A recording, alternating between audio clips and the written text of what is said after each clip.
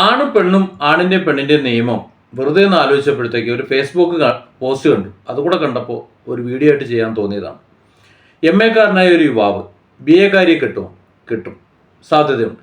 എന്നാൽ MA കാരിയായിട്ടുള്ള ഒരു പെണ്ണ് BA കാരനായിട്ടുള്ള യുവാവിനെ കെട്ടാൻ സാധ്യതയുണ്ടോ? ഇല്ല എന്ന് തന്നെ പറയാം. ഇനി ഒരു യുവാവിന് സർക്കാർ ജോലിയുണ്ട്, അല്ലെങ്കിൽ നല്ല ശമ്പളമുള്ള മറ്റെന്തെങ്കിലും ജോലിയുണ്ട്, അല്ലെങ്കിൽ ജോലി ഇല്ലാത്ത ഒരു പെണ്ണിനെ കെട്ടുന്നുണ്ടോ? അവന് പ്രശ്നമൊന്നുമില്ല, അവൻ കെട്ടും.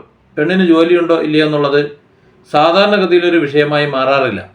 എന്നാൽ ജോലി ഇല്ലാത്ത ഒരു ഭർത്താവിനെ വേണം എന്ന് ഏതെങ്കിലും ഒരു പെണ്ണ് ആഗ്രഹിക്കും, അല്ലെങ്കിൽ തനിക്ക് ജോലിയുണ്ട്, ജോലി ഇല്ലാത്ത ഒരാളായിപ്പോയി തൻ്റെ ഭർത്താവായിട്ട് വരാൻ പോകുന്ന ആൾ എന്ന് കരുതി അയാളെ വിവാഹം കഴിക്കാൻ തയ്യാറാവും? ഇല്ല. ഇനി പ്രേമിച്ച് നടക്കുന്നവരാണെങ്കിൽ അവർക്ക് ആ പുരുഷന് ജോലി കിട്ടിക്കഴിഞ്ഞാൽ ആ പെണ്ണിനെ വിവാഹം കഴിക്കുന്നുണ്ട് യാതൊരു തടസ്സം ഉണ്ടാവില്ല. പക്ഷെ അവൾക്കാണ് ആദ്യം ജോലി കിട്ടുന്നുണ്ടെങ്കിൽ നൈസായിട്ട് തേച്ചിട്ട് പോകുന്നതാണ് പൊതുവെ കണ്ടുവരുന്നത്.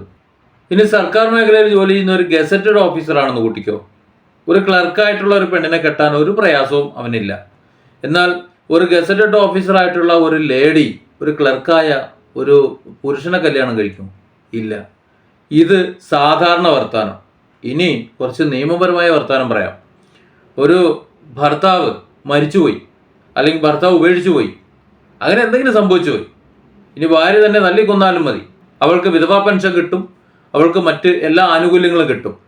എന്നാൽ ഈ ഭാര്യ മരിച്ചു പോയാൽ, ഭാര്യ ഉപേക്ഷിച്ച് പോയി കഴിഞ്ഞാൽ ഈ ഭർത്താവിന് എന്തെങ്കിലും കിട്ടുമോ? ഒന്നും കിട്ടൂല.